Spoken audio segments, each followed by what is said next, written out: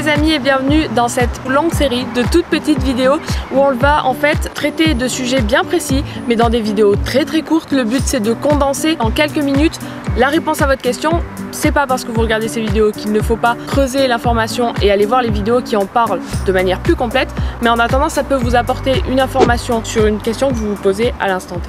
Est-ce que la cage de mon hamster est adaptée? Pour savoir si la cage de votre hamster est adaptée, il y a quelques règles à respecter. La première, c'est la taille de la cage. Une cage à hamster, telle que vous voyez en animalerie, c'est-à-dire, vous savez, toutes ces cages très colorées, alors qui esthétiquement peuvent être jolies, c'est pas la question, mais très colorées, à différents étages, avec des tubes, des tuyaux, déjà, vous oubliez. Ce type de cage-là n'est absolument pas adapté à un hamster, et j'ai même envie d'aller plus loin en disant que ce type de cage-là n'est absolument adapté à aucun animal, en fait. Pour un hamster, on vous conseille alors un habitat de minimum 80 par 50, ou 100 par 40. En fait, le minimum c'est 4000 cm², donc vous calculez cette surface en faisant la longueur fois la largeur.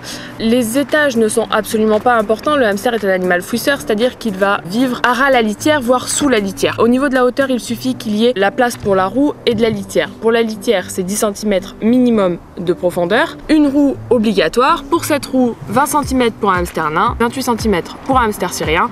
Et voilà, vous avez la base d'une cage adaptée. Pour vous donner quelques pistes, toutes les marques que vous allez trouver en animalerie, type Rodilonge, Habitrail, pas mal de Savic, les petites Savic, etc.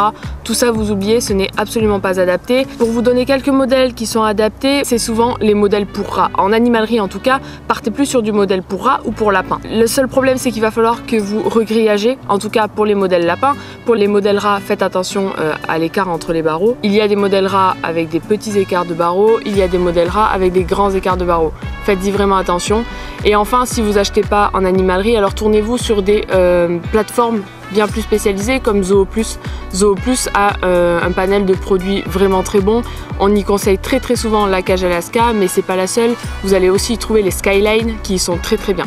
C'est les deux cages que vraiment on va vous recommander et qui sont très accessibles puisque tout le monde a internet et c'est facile de commander. Voilà, c'est tout pour aujourd'hui. On espère que la courte vidéo vous aura plu. N'oubliez pas, comme d'habitude, si vous avez aimé, de liker la vidéo, de la partager, de la commenter et évidemment de vous abonner si c'est pas encore fait. Nous, on se retrouve dans la prochaine vidéo.